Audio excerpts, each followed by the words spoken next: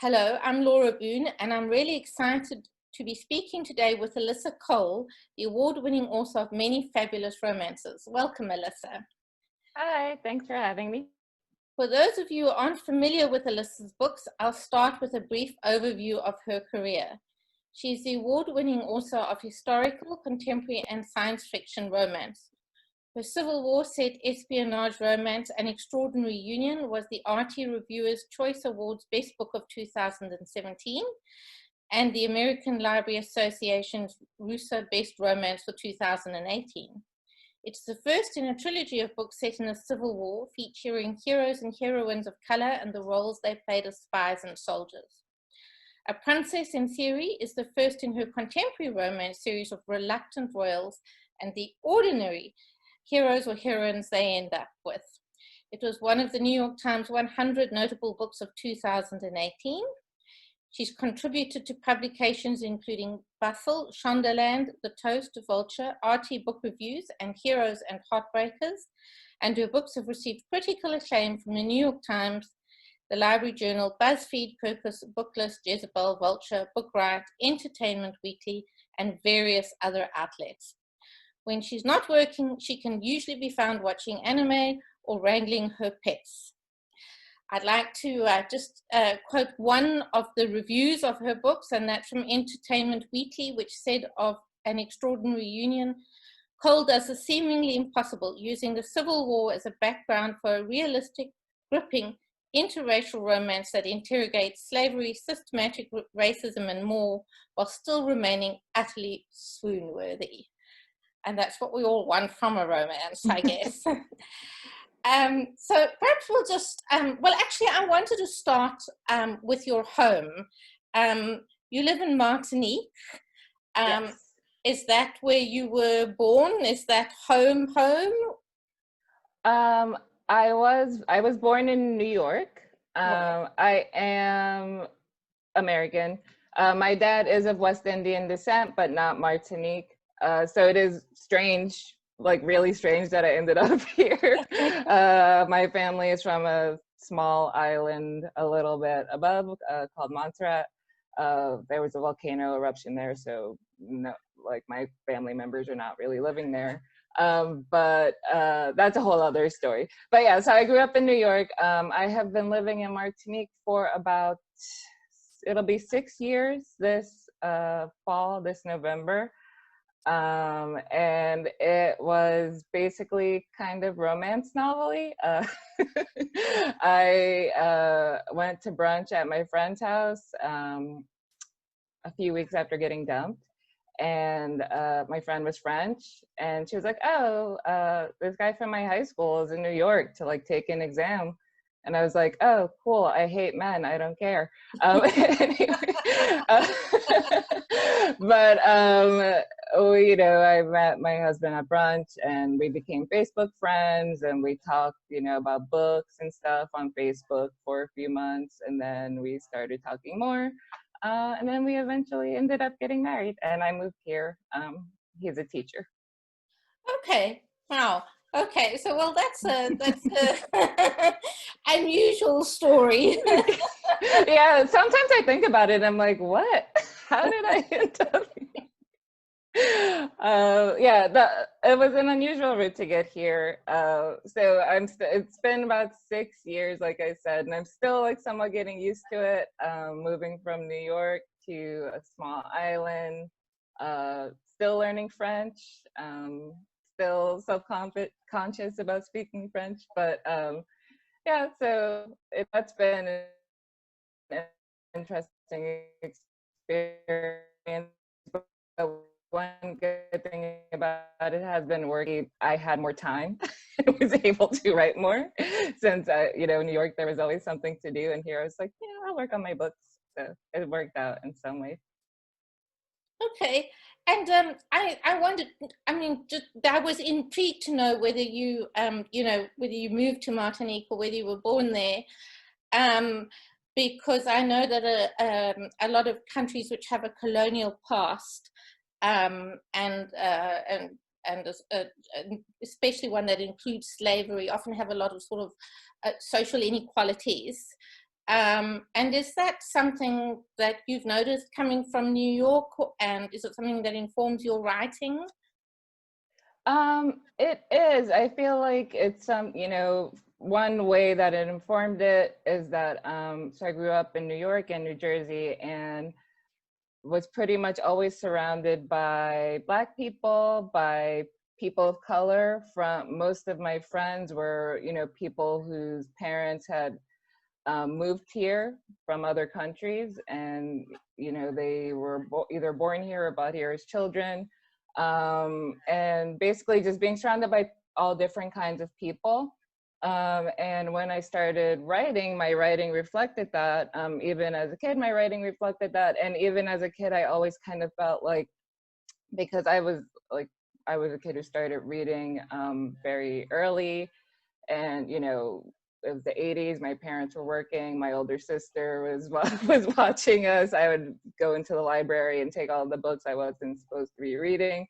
But one thing I would, you know, that I feel hasn't changed is that when I was a kid, I would be like, you know, and we did have books with Black characters, but I would always be like, these books don't feel like, when I look outside, like it doesn't reflect the world that I know. And I feel like that kind of is something that has always been, even when since before I became a professional writer, even when I was a kid, just writing stories for myself, I was always trying to include characters that looked like me, like my family and friends, and kind of just everyone, because where I grew up, I don't know about right now, but it was I will say one of the, but I was told when I was a kid that it was the most diverse place in America.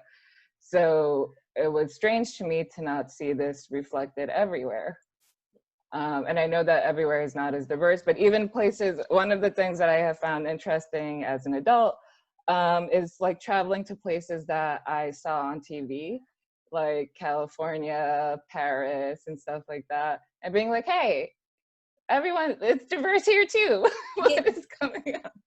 So I feel like, you know, that's one of the things that fiction and romance can do really well, is just telling, you know, stories about the way the world is, what characters that are reflected in the world. And also for me, I have always kind of noticed injustice and, you know, been made angry by it.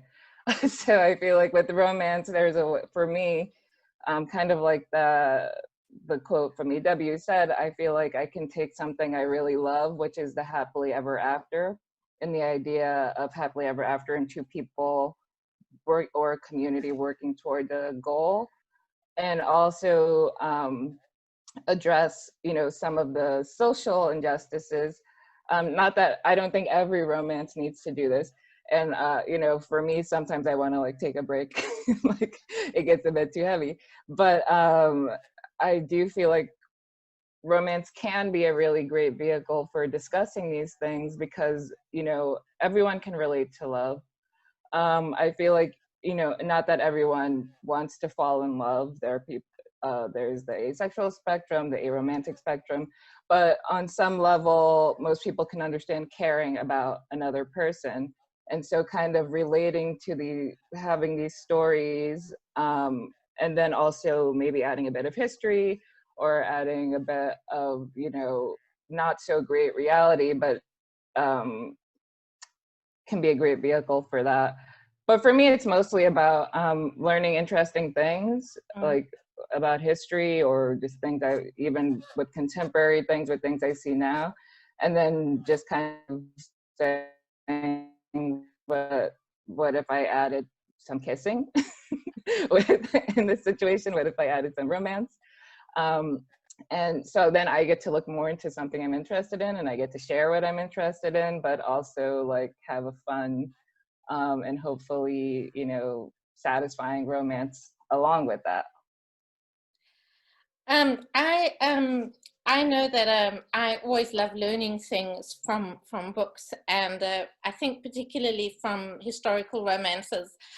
And one of the things I loved about The Extraordinary Union was I'd always just associated the Pinkerton Detective Agency you know, with the Wild West. Yeah. I didn't know that much about it, but I just had this vision of detectives running around, you know, trying to find wanted good characters and that kind of thing. So it was really interesting to see them in their role as spies, really, for the Union and carrying information. How did you come across those like little snippets of unusual history that are not so obvious that you can put into your books? Well, I first found out the spark for the story came from, well, first I just wanted to address like about learning from historical romance, because I feel like I've learned so much from so many historical romances. Like one that I always think of is like Beverly Jenkins. Like sometimes, like, you know, if I've been in California and then suddenly I have like these facts about the history of California, and I'm like, I did not learn that from school. I learned that from Beverly Jenkins. But even things like I remember at one point a few years ago, there was this vocabulary test going around for like adults to take, and I scored really high, and the hardest words were the words that I had learned in like Regency romances. So it's like, I feel like, you know, these books are for entertainment. They are, at the end of the day, they are to give us like emotional satisfaction, but they also really, we do learn a lot from them. And that's something that I think sometimes often gets taken for granted when people discuss romance, when people outside of romance discuss romance. But as far as research, so the idea for An Extraordinary Union first came to me. I had been following the blog of Ta-Nehisi Coates, who had a blog for The Atlantic, and he was talking about various historical time periods in America.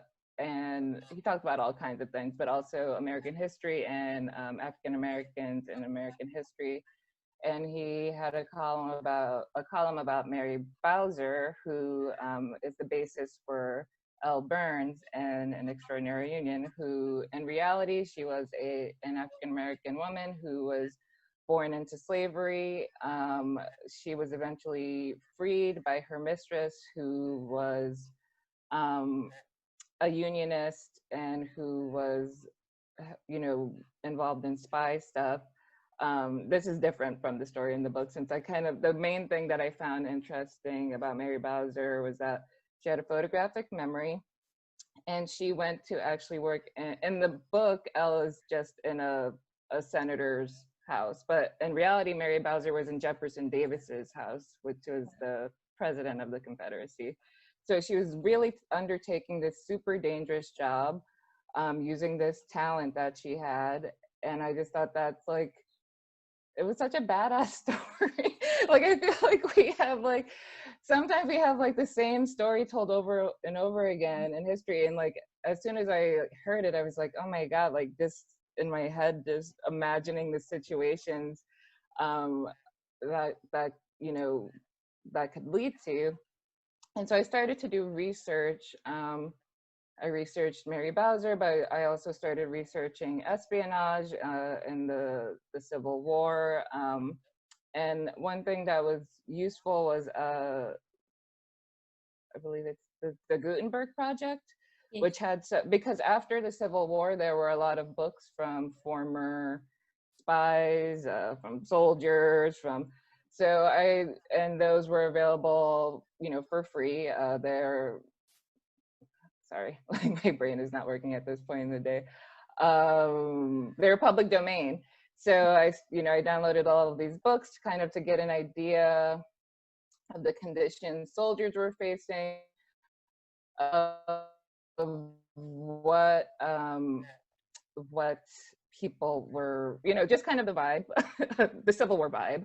And I found a book there were several books by the man who was in charge of starting the Secret Service, and the Pinkertons, who I am totally blanking on his name right now, but he talked a lot about, you know, gathering information. And one of the things he said that really struck me was that the most useful information always came from enslaved people, because not only the spies, but like people, just everyday people. I mean, everyday people were spies. They would see Union soldiers and they would be like, hey, this is what's going on, or go that way or don't go that way, but also give information about what was going on in encampments, in the houses and properties where they were working. So in addition to organized secret societies, there was also just the general network of enslaved people who were passing along information. And I was finding so many of these stories, and I just and stories about the Loyal League. Obviously, you can't find a lot of it is fiction. It's all fiction, but based in reality, because also these were spies, so they were they weren't you know, really recording all the things they were doing, and even some of the things they said that, you know, there's no way of proving some of these tales that I read, because. But it was just interesting to get the general idea of what was going on, and also the realization of that the history we are taught is in America is kind of like, okay, there was a civil war. Black people were there in the background, and then they were freed, and then they disappeared and reappeared in 1965. So it was kind of like, for me, it was about sharing this history. For me, it was also about learning history. And as I was learning, I was able to integrate it into the books. And Malcolm McCall is based on kind of a composite of several soldiers that I read about. A spy, Timothy Webster, who was one of the Pinkerton's best spies in the Confederacy. He did not survive the war, but I thought, you know, I kind of took this idea of the Pinkerton spy, what happens when an undercover Pinkerton spy meets an undercover Loyal League agent, the misunderstandings that could arise, and also how they could come together to, you know, meet their goals. And so for me, it was, you know, it was fun researching all of these things, but also it was like, and this happens with a lot of historical romance ideas that I have. I'll have an idea and then I'll say, oh, that sounds cool. And then I'll start researching and it's like, okay, yes, something like this happened or something similar happened. And that's why for me, it's always frustrating when people say like, that's not historically accurate, or, like not just about my books, but about basically in history has happened. Humans are not that, you know, we're not that different now than we were then, for better and for worse. But like, so often, like that you can kind of often find historical records that match ideas you have that people would think are anachronistic, but actually are not. That's really interesting, and it's really great to hear that there's you know, that you found those resources about people whose stories are not so well known and are little told, because as you say, a lot of history has a very kind of specific slant, and it has a habit of leaving out people of color. It has a habit of leaving out women's perspectives, and so it's really nice to, and I guess that's one of the things I loved about it, and still love about it, and the fact that, you know, heroines in historical romances don't just sort of sit there and accept their fate and fade away into the background, because I don't believe women did that, you know. They just yeah, and I think that's like really one of the powerful things about historical romances of all kinds, that it really is like this examination of, you know, often people say, well, that couldn't really happen, or like it's fantasy, or it's an exaggeration, even for things like, you know, a heroine going to a ball and a spinster going to a ball and meeting a duke. Okay, yeah, it couldn't happen all the time.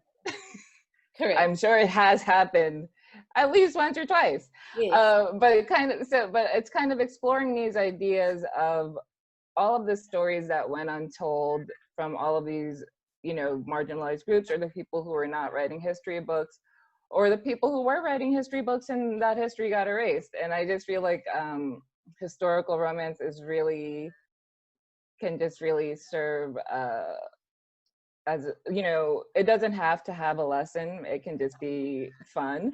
But at the same time, it really, you know, when we're reading, and especially romance readers who read so much, or reading all of these books, we are learning things from them. Like, there's nothing that goes into your brain that doesn't affect how you think about things. So I do think that historical romance can be a really great way of expanding people's horizons, whether it's a heroine who, you know, is a spinster who decides to be a pirate.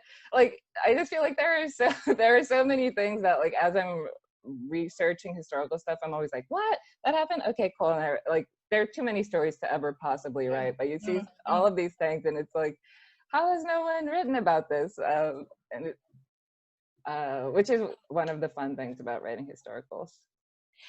I think you're quite right about that, and it's one of the fun things about reading historicals as well. And so I'm intrigued how you made the decision to also write contemporary.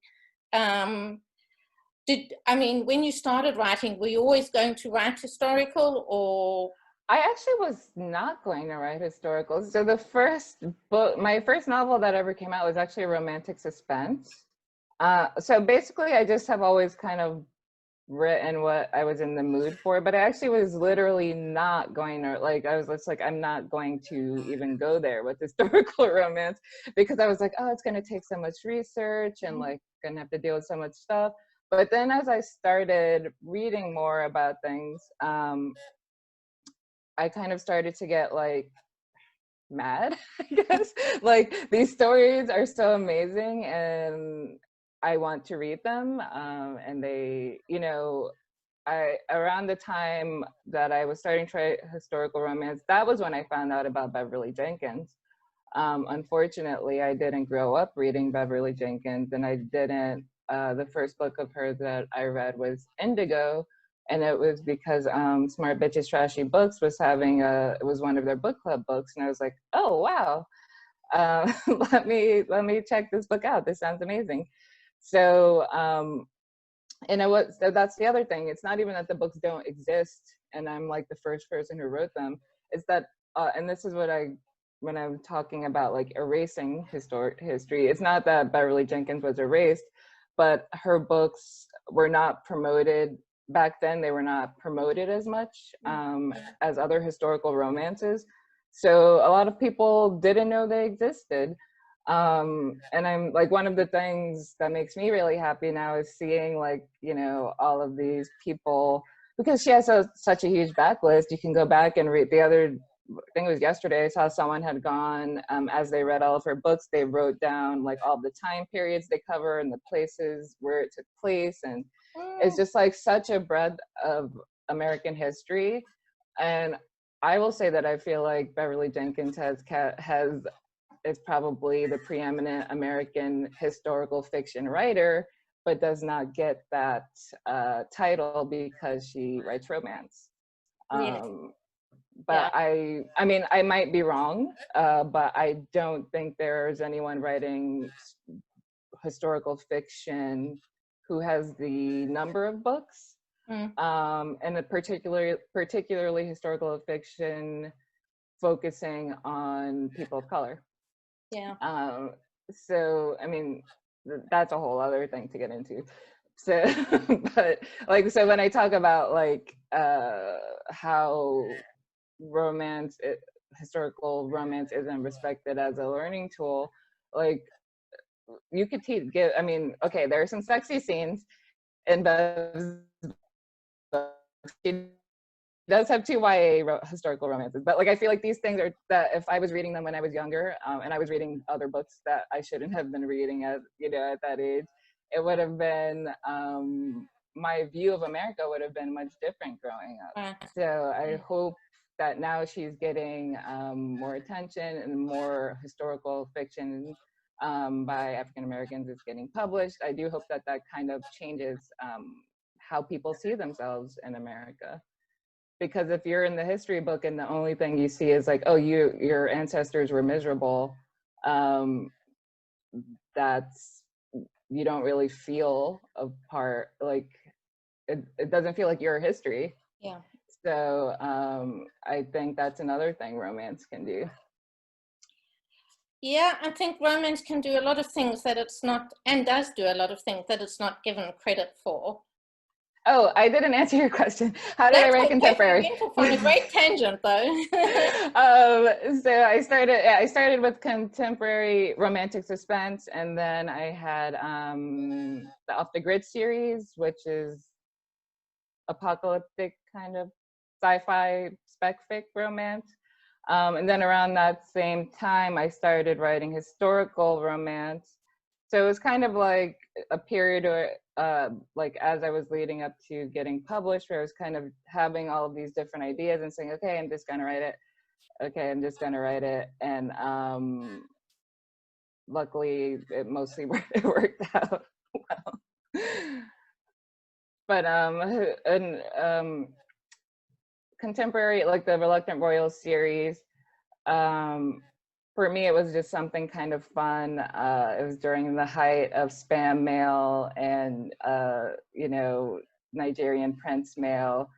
I was working as a science editor, and I was kind of just, it was honestly an idea, like, what if getting these spam mails and then being like, well, what if one of them was, what if it was true? And then kind of going off from there. Well, that's another great idea. And just the most recent one I've read is A Duke by Default. Yeah. And I mean, I love so many things about that book.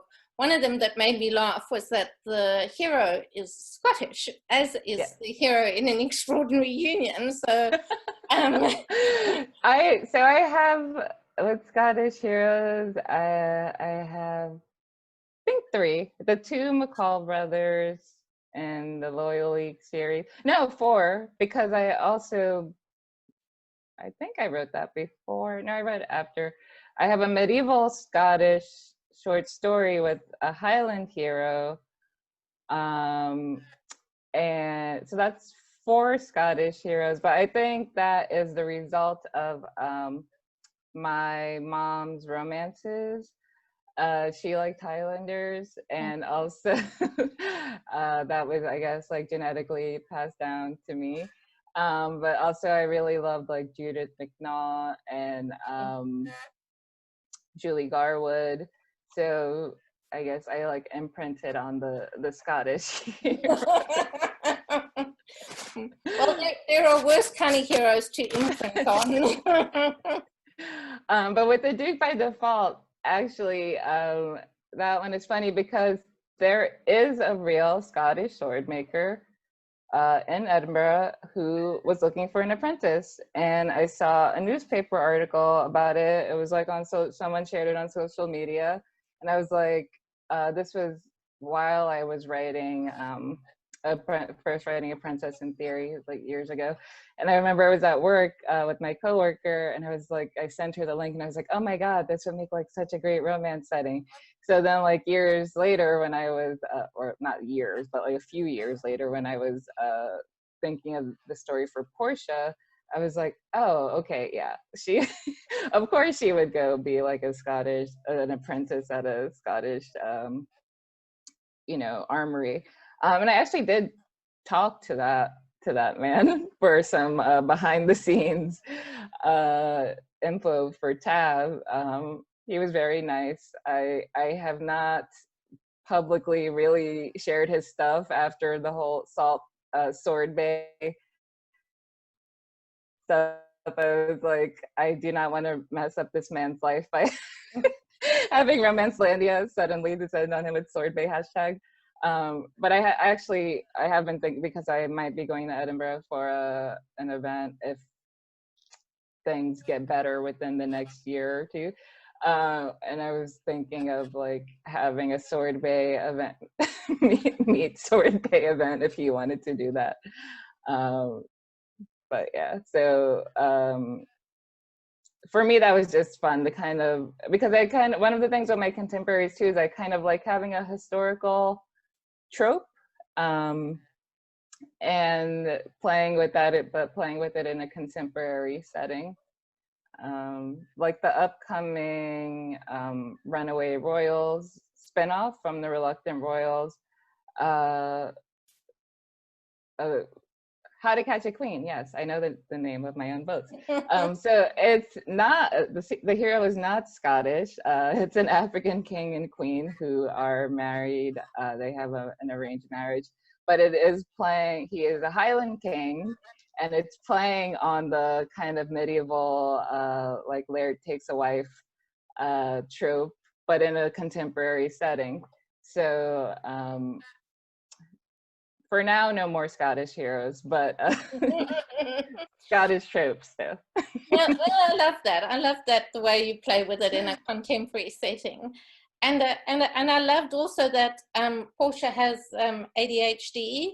Yeah. And I read that you have some ADHD.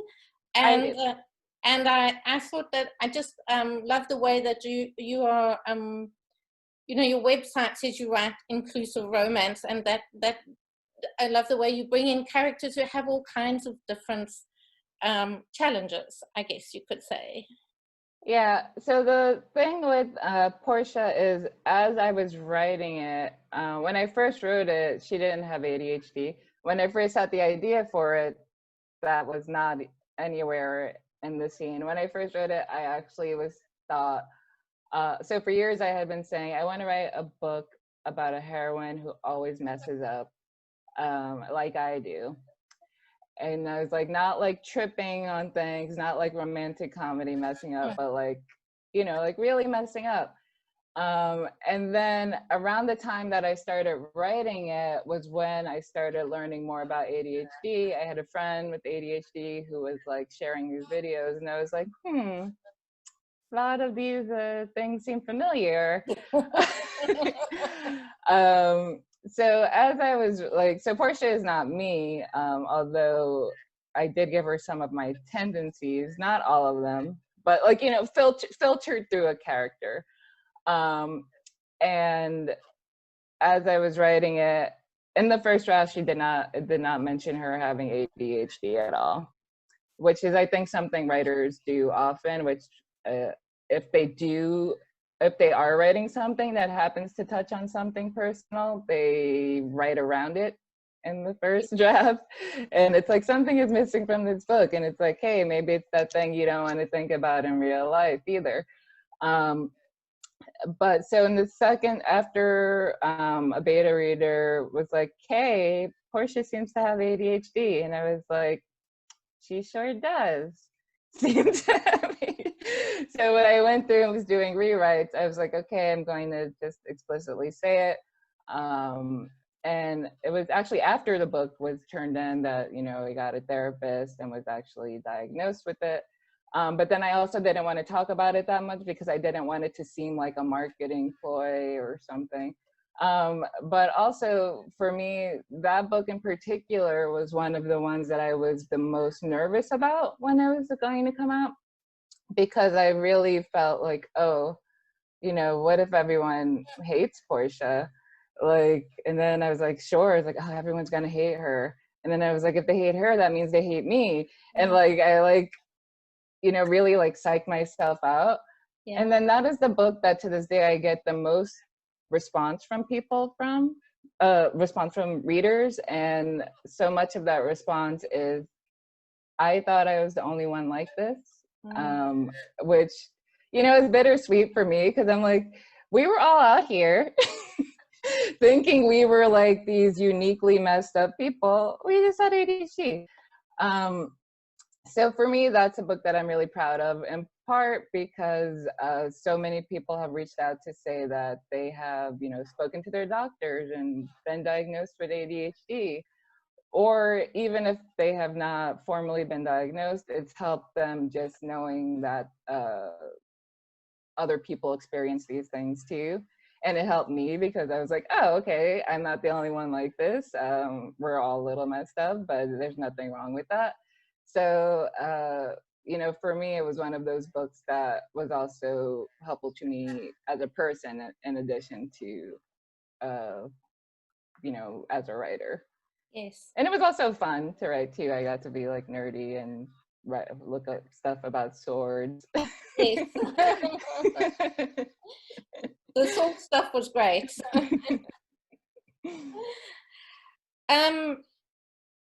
So just going back a little bit, when did you decide you wanted to write romance? You know, was it a long time ago, or? This is one of those things where it's like I always wanted to be a writer since I was a kid, but I didn't really think of it as like a real job. Yes. So it was always like, one day I will do this. And I really started taking it seriously. I mean, when I was writing, I was always generally writing romance, but I didn't know it was romance. Like, I didn't really think of like genre romance. But like even like in school, when I had to do creative writing exercises, it was always some like romantic in some way, even if it was very strange.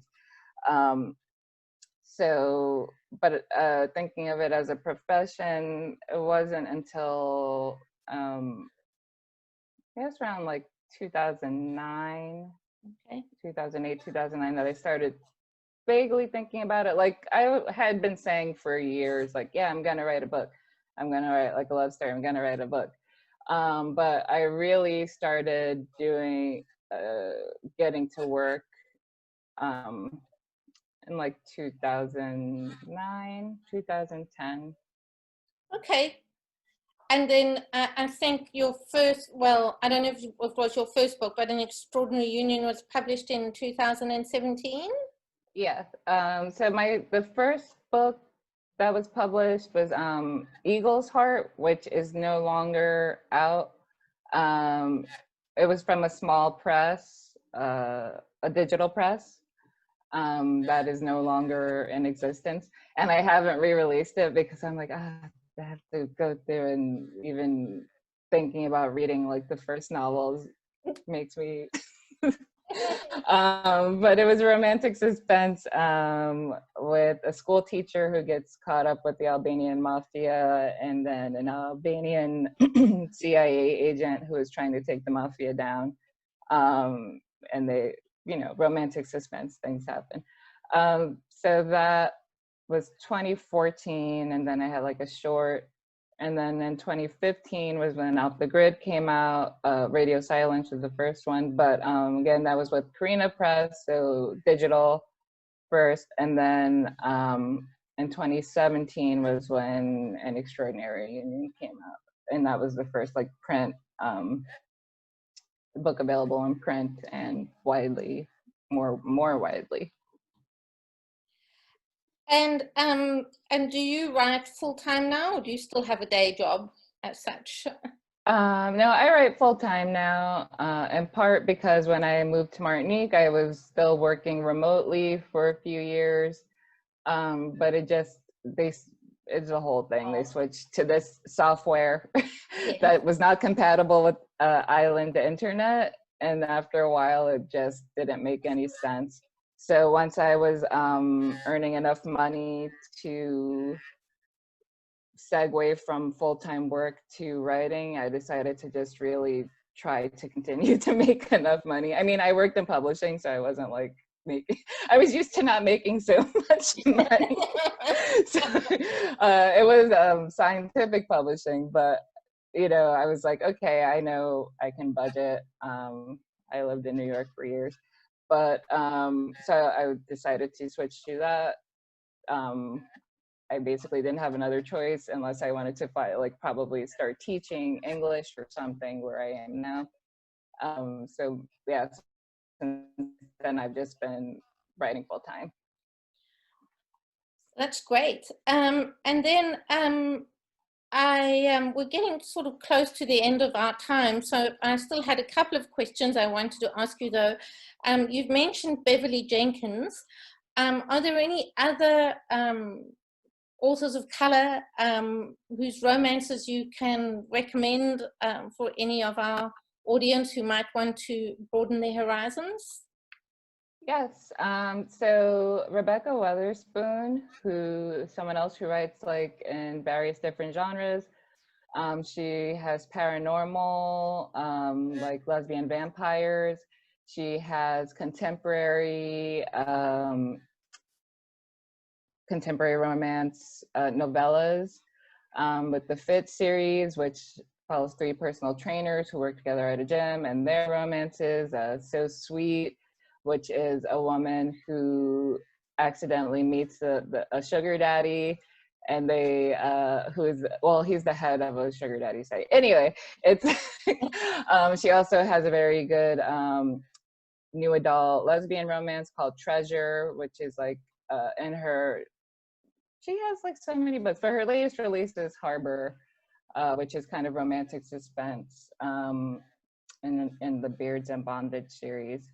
A good starting place would be Rafe, which is the buff male nanny book, which is a surgeon with twin daughters. Her nanny abruptly quits, and she ends up hiring after much vetting, hiring a hot, bearded, tattooed Manny to watch her children. And it's a very sweet but sexy romance. And the book with that, after that, is Any. So Rebecca Weatherspoon, basically check out all of her stuff and see what interests you.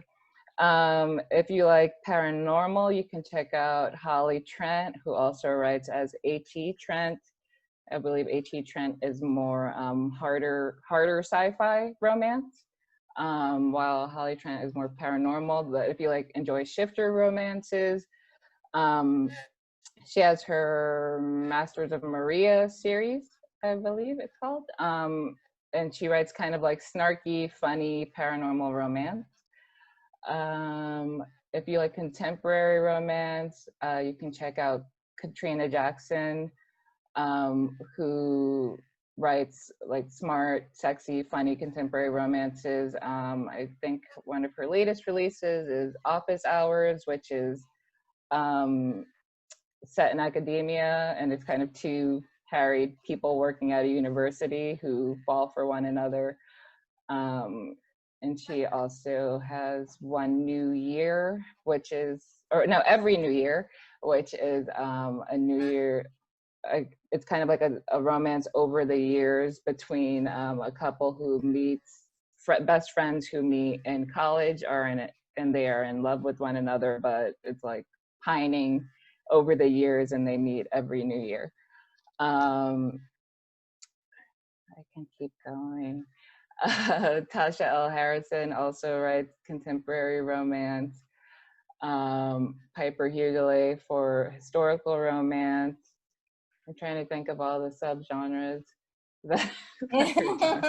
Well, that's great, because I don't know Katrina Jackson's books or Holly Trent, so that gives me something new to read, which is fantastic. And I know we have a lot of members who love paranormal romance, so that's really fantastic recommendations. I'm just going to add one more person for paranormal romance, which is the book is called Janine, His True Alpha. There are two.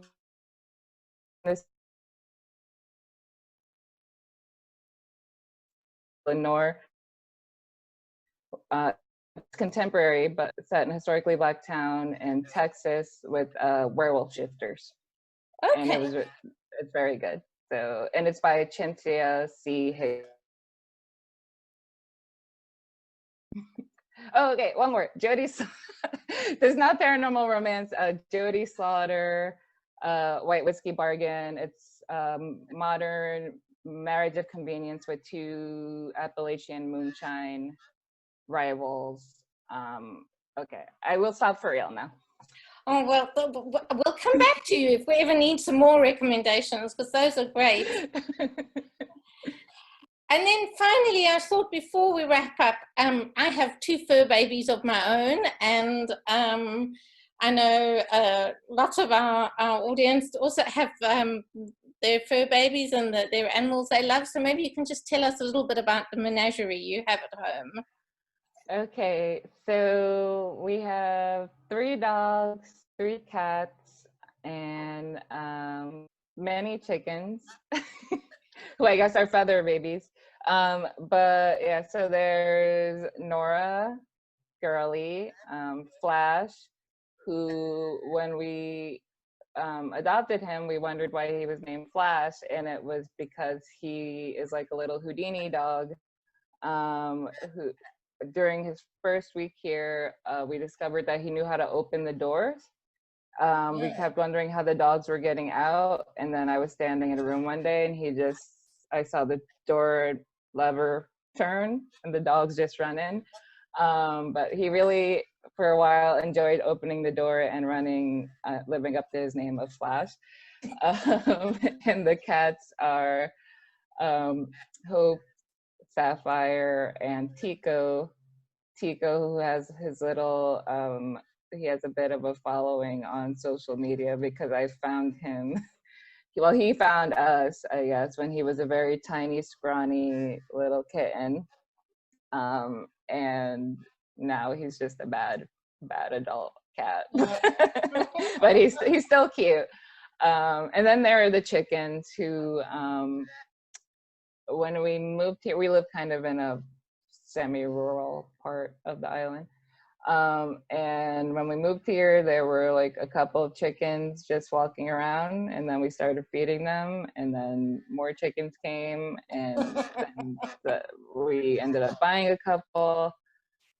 Chickens had had chicks, and now we have a lot of chickens. We do not eat them, so they're just pets, I guess, unless unforeseen circumstances arise. But so yeah, they just hang out and eat and make noise. Well, that sounds like they add a lot of entertainment to your day. They do. And then for our audience who are participating in the treasure hunts, Alyssa, could I ask you just to hold up your name and your code to the screen so that they can see it? Oh no, it is the problem. Can you see it? Not that well. Perhaps you can just read it out for us. Okay, so author Alyssa Cole, that is me. The code is 263985654. Perfect. Okay. Thank you very much, and thank you so much for your time, Alyssa. It's been wonderful chatting to you. Thank you. You too. It was nice meeting you, and thank you everyone for watching.